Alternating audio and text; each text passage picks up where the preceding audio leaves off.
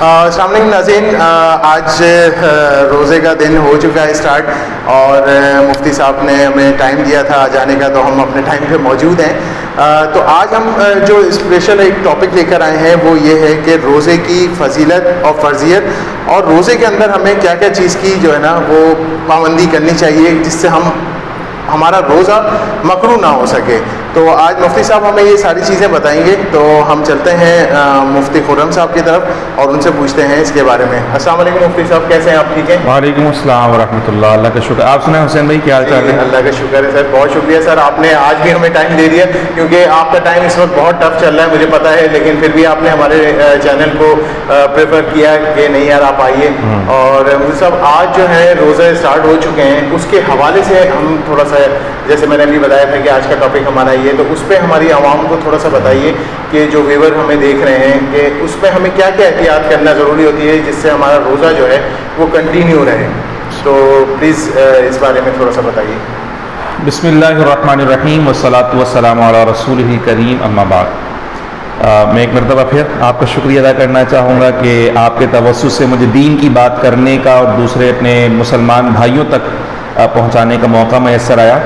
حقیقت یہ کہ رمضان شریف میں ظاہر سی بات ہے مصروفیات اپنی جگہ ہیں اور اس میں کوئی دو رائے نہیں ہے، لیکن ایک بڑا المیہ ابھی یہ چل رہا ہے، اور یہ آپ یہ سمجھیں کہ حدیث شریف کا مفہوم بھی ہے، اور آپ سمجھیں اس کا ایک ہمیں مظہر بھی نظر آ رہا ہے کہ حضور نے فرمایا تھا قرب قیامت کی نشانی یہ ہے کہ وقت میں برکت ختم ہو جائے گی، اور سال ایسے گزرے گا جیسے مہینہ، مہینہ ایسے گزرے گا جیسے ہفتہ، اور ہفتہ ایسے گزرے گا جیسے ایک دن، اور دن ایسے گزرے گا جیسے ایک گھنٹہ۔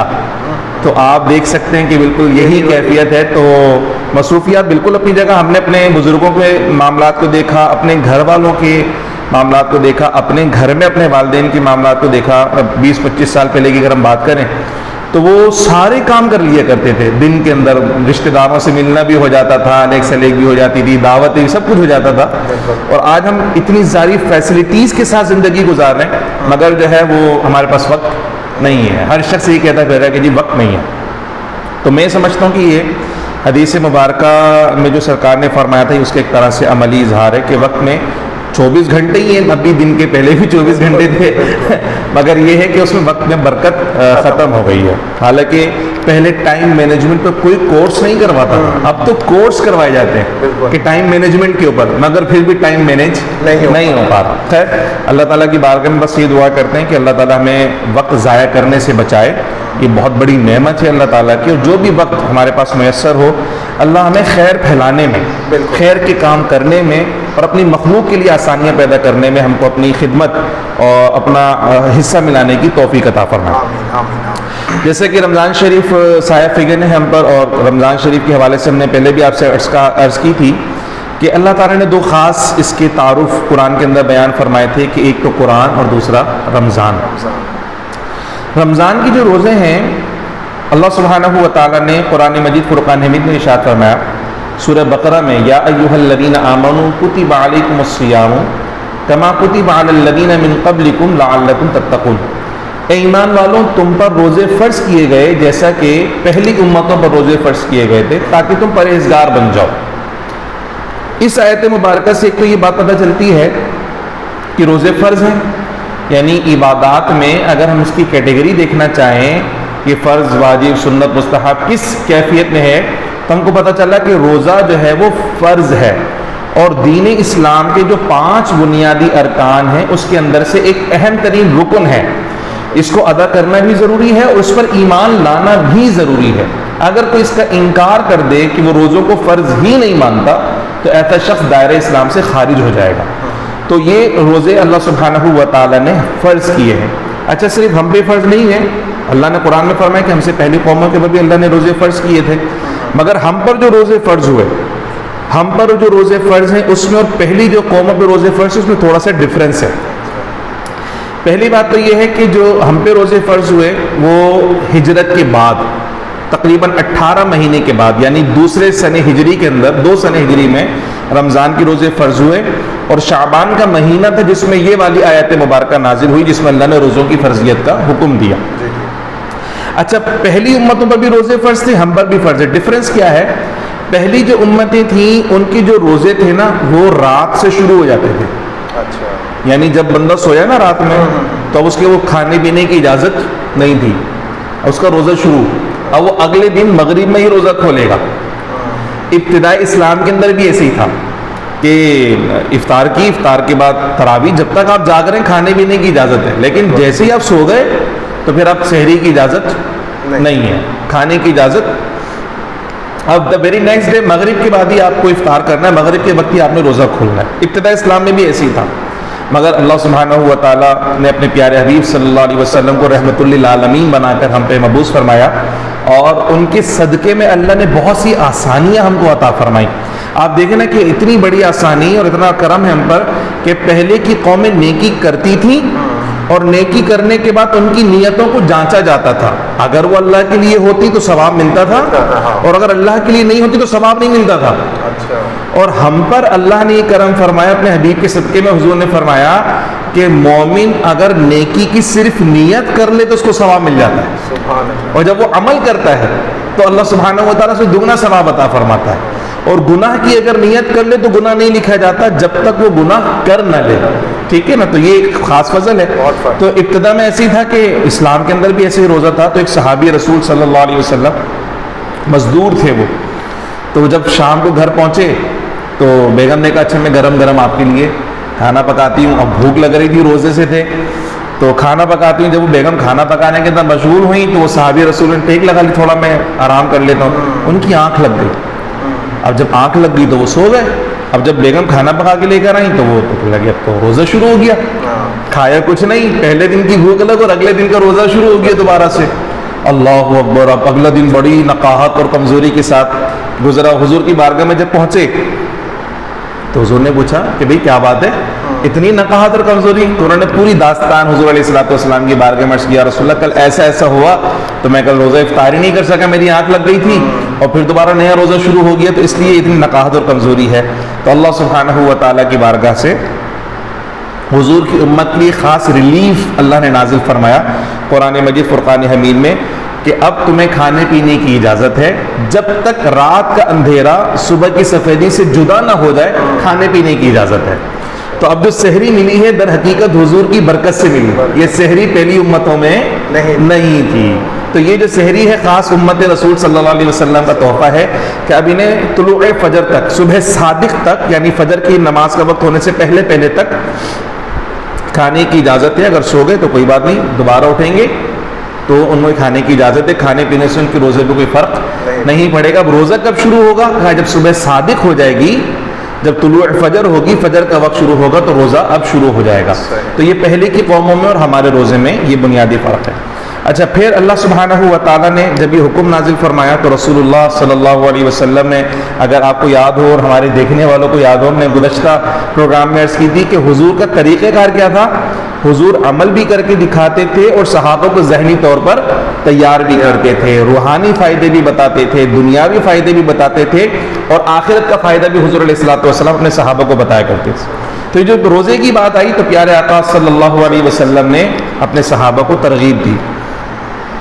پہلے تو خود رکھ کے دکھایا کہ دیکھو روزہ رکھنا ہے, کیسے رکھنا ہے حضور نے بتایا, تاکہ کوئی یہ نہ سمجھے کہ یہ مشقت والی عبادت صرف امت کے لیے ہے, نبی کے لیے نہیں ہے. ٹھیک ہے نا, تو ہمارے میں یہ بھی ایک کانسیپٹ ہے کہ مشقت والے کام چھوٹے لوگوں کے لیے اور بڑے لوگوں نے کوئی مشقت برداشت نہیں کرنی. تو حضور علیہ الصلوۃ والسلام نے پہلے خود مشقت برداشت کی, پھر صحابہ کو رول ماڈل کی حیثیت سے کر کے دکھایا. تو حضور علیہ الصلوۃ والسلام نے فرمایا کہ جنت میں ایک خاص دروازہ ہے, اس کا نام ہے باب الریان. اس دروازے سے صرف وہ داخل ہوں گے جنہوں نے ماہ رمضان کے روزے رکھے ہوں گے. یعنی جو رمضان کے روزے رکھتے ہیں, اللہ رب العزت نے ان کے لیے جنت میں داخل ہونے کا باقاعدہ خاص دروازہ تک رکھا ہوا ہے, اسپیشل گیٹ ہے ان کے لیے. اب اندازہ لگا کتنی بڑی بات ہے روزہ. تو حضور نے فرمایا تھا لا يدخلہ الا الصائمون, کہ اس دروازے سے صرف وہی داخل ہوں گے جو ماہ رمضان شریف کے روزے رکھتے ہیں. پھر اسی طریقے سے حضور علیہ الصلوۃ والسلام نے ارشاد فرمایا کہ اللہ سبحانہ و تعالیٰ یہ فرماتا ہے کہ اللہ سبحانہ و تعالیٰ اپنے بندوں کی جو نیکیاں ہوتی ہیں اجر و ثواب عطا فرماتا ہے.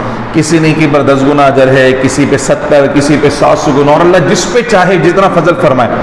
لیکن فرمایا روزہ روزے کی جو جزا ہے نا، فرمایا روزے کی جزا گنتی میں بیان نہیں ہو سکتی کہ 10 گنا ثواب، 70 گنا، 700 گنا ثواب، بل اللہ نے فرمایا روزہ میرے لیے ہے اور میں خود اس کی جزا ہوں، میں خود اس کی جزا دینے والا ہوں، اس کی جزا کا کوئی حساب و کتاب نہیں ہے۔ اسی طریقے سے حضور علیہ الصلوۃ والسلام نے فرمایا کہ جو روزے دار ہے وہ اتنا خوش نصیب ہے کہ اگر کسی بندے کے منہ سے بو آئے تو لوگ اس سے دور بھاگتے ہیں، تو اس سے بات نہیں کرنا چاہتے۔ اسی طرح روزے کی کیفیت میں چونکہ معدہ خالی ہوتا ہے تو اس خالی معدے کی وجہ سے اسمیل آتی ہے، تو وہ جو منہ کی بو ہوتی ہے نا تو وہ لوگوں کو دور کرتی ہے، لیکن حضور نے فرمایا کہ روزے دار چونکہ اللہ کی محبت میں بھوکا ہے نا، تو اللہ کی محبت میں بھوکا رہنے سے جو اس کے منہ سے بو آ رہی ہے نا وہ لوگوں کو تو ناپسند ہے مگر اس کے خالق کو بہت پسند ہے، اور اتنی پسند ہے فرمایا کہ مشک کی خوشبو لوگوں کو اچھی لگتی ہے، اللہ کو مشک کی خوشبو سے زیادہ روزے دار کی منہ کی بو اللہ کو پسند ہے۔ یہ خاص مقام ہے روزے دار کا اللہ سبحانہ و تعالیٰ کی بارگاہ میں۔ پھر تیسرا سٹیٹس حضور نے روزے دار کا یہ بیان فرمایا، کہا للصائم فرحتان، روزے دار کے لیے 2 خوشیاں ہیں۔ وہ 2 خوشیاں کیا ہے؟ فرمایا ایک خوشی تو افطار کے وقت ہوتی ہے، دن بھر کا بھوکا پیاسا، اور پھر انواع و اقسام کی نعمتیں دسترخوان پہ نظر آتی ہیں، اس میں فروٹ بھی ہیں، اس میں اور بھی اللہ تعالیٰ کی بے شمار نعمتیں ہیں، مشروبات ہیں، ٹھنڈا پانی ہے، تو کہا دن بھر کا جب بھوکا پیاسا وہ ٹھنڈا ٹھنڈا پانی پیتا ہے تو اس کی طبیعت خوش ہو جاتی ہے، تو اس کے لیے خوشی کا ایک سامان ہے کہ اتنی ساری نعمتیں کھانے کو ملیں گی۔ کہا تو روزے دار کے لیے 2 خوشیاں ہیں، ایک خوشی تو اسی دن شام میں مل گئی افطار کے وقت کہ ساری نعمتیں مل گئی دسترخوان پہ، اور دوسری خوشی اس کو جنت میں ملے گی کہ اللہ کا دیدار اس سے ملے گا۔ روزے دار کے لیے خاص اسٹیٹس اس کا دیکھیں کہ اللہ تعالیٰ ملاقات فرمائے گا روزے داروں سے، 2 خوشیاں اس کو ملیں گی، ایک تو اسی دن مل گئی شام میں، اور ایک انشاءاللہ قیامت والے دن اپنے رب سے ملاقات کے وقت اس کو خوشی میسر آئے گی۔ چوتھا اسٹیٹس حضور علیہ الصلوۃ والسلام نے جو روزے دار کا بیان فرمایا نا، وہ آپ دیکھیں حسین بھائی کہ ہم جب اللہ تعالیٰ سے دعا کرتے ہیں تو ہم سب کی خواہش ہوتی ہے کہ بس ہم جو مانگ رہے ہیں وہ مل جائے، چونکہ بندہ مانگتا ہی وہ جس کی اس کو ضرورت ہوتی ہے، تو وہ ہر کوئی چاہتا ہے کہ اللہ تعالیٰ یہ ایسا ہو جائے، ایسا ہو جائے، ایسا ہو جائے، وہ چاہتا ہے کہ جو میں نے مانگا وہ سارا مل جائے، لیکن ایسا ہوتا نہیں ہے، چونکہ قبولیت کی بھی کچھ گھڑیاں ہوتی ہیں، کچھ لمحات ہوتے ہیں، پھر اللہ تعالیٰ کی اتنی مہربانی اور کرم نوازی ہے۔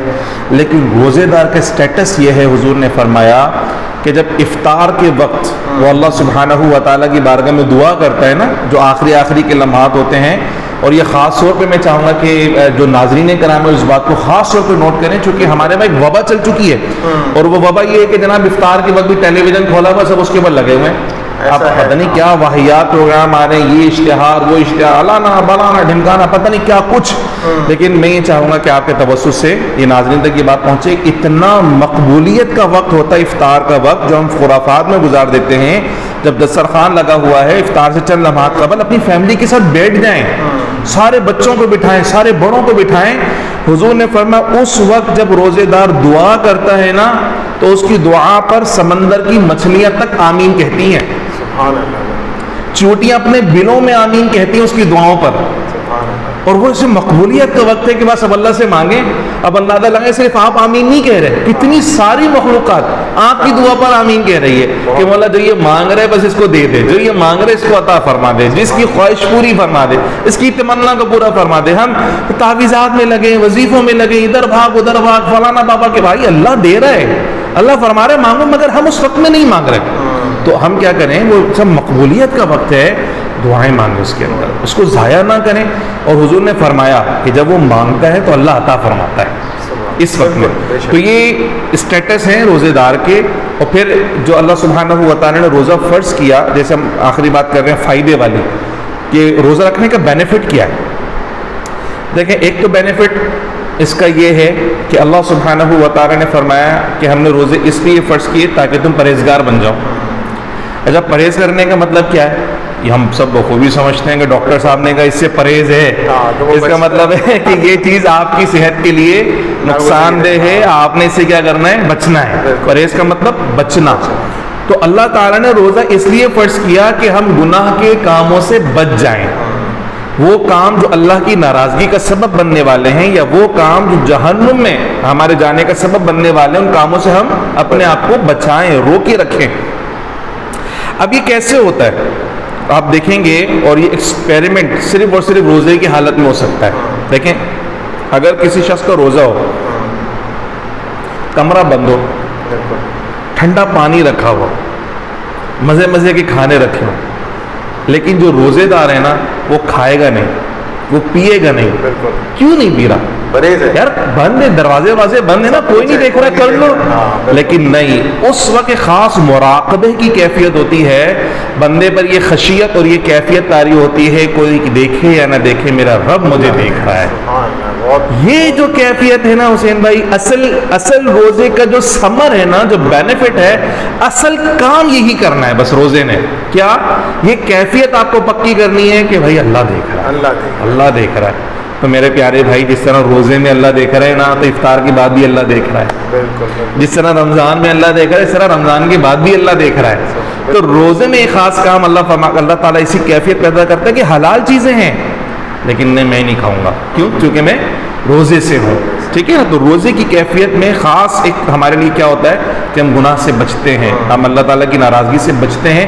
تو روزے کی پریکٹس اصل میں یہی ہے. روزہ اللہ تعالیٰ نے فرض ہی اس لیے کیا کہ یہ پریکٹس ہماری اتنی پکی ہو جائے کہ جو صبح سے لے کے شام تک اگر ہم حلال چیزوں کو چھوڑ لیں تو پھر روزہ کھولنے کے بعد سے لے کر صبح 7 بجے تک حرام چیزوں کو بھی مجھے چھوڑنا ہے. اگر یہ حلال چیزیں میں نے کھا لی تو اللہ ناراض ہوگا, تو کیا حرام استعمال کرنے سے اللہ ناراض نہیں ہوگا؟ اور جب ماہ رمضان کے اندر میں نے یہ کام کر لیا ہے تو پھر رمضان کے بعد میں مجھے اس پریکٹس کو پختہ کر کے رکھنا ہے. تو روزے کی جو فرضیت ہے اس کے میڈیکل سائنس کے لوگوں نے بے شمار فائدے بیان کیے ہیں, ہم اس کی بات نہیں کریں. ہم تو دیکھ رہے ہیں ہمارا مولا کیا چاہتا ہے, ہمارا رب ہم سے کیا چاہتا ہے, ہمارا خالق ہم سے کیا چاہتا ہے, اس پہ اجر و ثواب اس نے رکھا ہے. تو ہمیں یہ دیکھنا ہے کہ اس نے جو عبادت ہمیں دی ہے, اس کی عبادت کا خاص مقصد کیا ہے. وہ یہ کہ ہم پرہیزگار بن جائیں, ہم گناہوں سے پرہیز کریں, ہم ان کاموں سے پرہیز کریں جو ہماری روحانی صحت کو نقصان پہنچانے والے, ان کاموں سے بچیں جو رب کی ناراضگی کا سبب بننے والے. اس لیے اللہ تعالیٰ نے خاص مہینہ اور یہ روزے جیسی عبادت اللہ تعالیٰ نے ہم پہ فرض کی ہے. اللہ کریم ہم سب کو اس رمضان کی ان روزوں کی قدر کی توفیق عطا فرمائے, اور جو اس کا ایک خاص ایسنس ہے اس کے ساتھ ہم سب کو یہ روزے رکھنے کی اور عبادت کرنے کی توفیق عطا فرمائے. بہت شکریہ. بہت شکریہ مفتی خرم عثمانی صاحب آپ کا کہ آپ نے ہمیں ٹائم دیا اور بہت سی آپ کو ایسی باتیں بتائی ہیں جو ہمیں اس روزے کے دوران میں احتیاط کرنی ہے. تو ناظرین, اسی طرح کے پروگرام ہمارا مفتی صاحب کے ساتھ چلتا رہے گا, اور انشاءاللہ اور آپ کو اگر کوئی کیوری ہے, کوئی آپ پوچھنا چاہتے ہیں سوال, تو ہمارا کمنٹ باکس اوپن ہے, وہاں پر آپ اپنے کمنٹ باکس کے اندر اپنی کیوری دیجئے, اپنا سوال پوچھئے. مفتی صاحب سے ہم وہ سوال ضرور پوچھیں گے اور اس کے بارے میں ہم آپ کو بتائیں گے. تو ناظرین, ہمارا پروگرام جو ہے رمضان المبارک میں ہماری ذمہ داریاں جو ہے وہ ایک پروگرام ہمارا کنٹینیو رہے گا انشاءاللہ مفتی صاحب کے ساتھ, اور اس وقت تک کے لیے ہمیں اجازت دیجیے. انشاءاللہ نیکسٹ پروگرام میں ہم نئے ٹاپک کے ساتھ حاضر ہوں گے. جب تک کے لیے ہمیں اجازت دیجیے, اور ہاں, ہمارے چینل ریپبلک وائس کو سبسکرائب کیجیے اور اس کے بیل آئیکن کو پریس کر دیجیے تاکہ آنے والے تمام اپڈیٹس آپ کو فوری مل سکیں. اللہ حافظ. Now watching Republic Voice, your channel, your voice.